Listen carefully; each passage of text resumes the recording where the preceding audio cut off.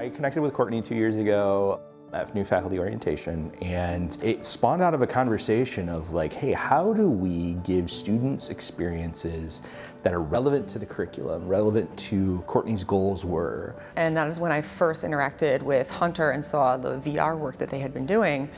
And we had, a discussion and an idea that ultimately became reality about how we could bring VR to legal studies students. I've wanted to find ways to have students engage with content and have experiential learning experiences that they might not otherwise have, especially early on in their academic careers.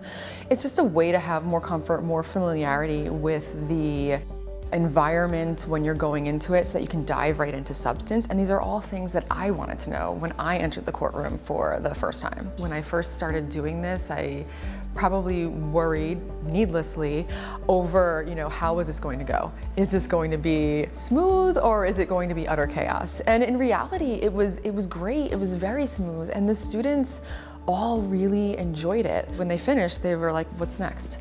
Like, what else can you show me? So they wanted more VR experiences, which has led to additional work in that area. We often say that there's kind of 3 reasons to use VR.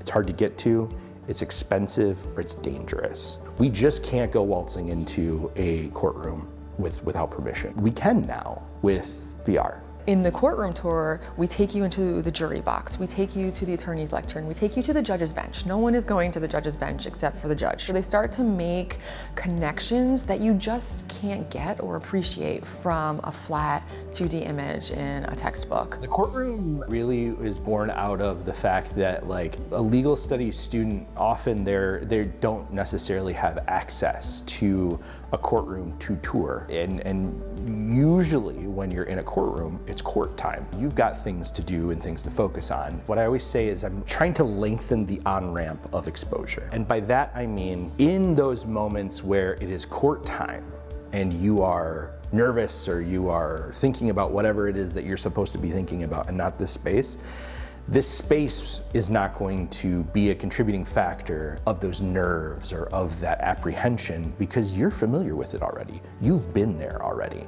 Whether it might look a little different, it might be a different courtroom, but at the end of the day, you've been in one of these and you know who is doing what and where they stand and what they're experiencing as well. I would start with the shot list and say, these are the key areas I want to focus on. And I like using interactive content. So instead of us just kind of plopping you and dragging you through the tour, you're answering multiple choice questions. You're clicking on different areas. You have to turn around 360 to get to different areas so that you can really appreciate the space and not just be stuck looking straight ahead at all times. The overall mission is to really drive being proactive when it comes to innovation and technology across the university. And the questions that they would ask throughout the process I found to be fascinating, because it's not always the content that I've written into our courtroom tour that they have a question about. It's something else that they see.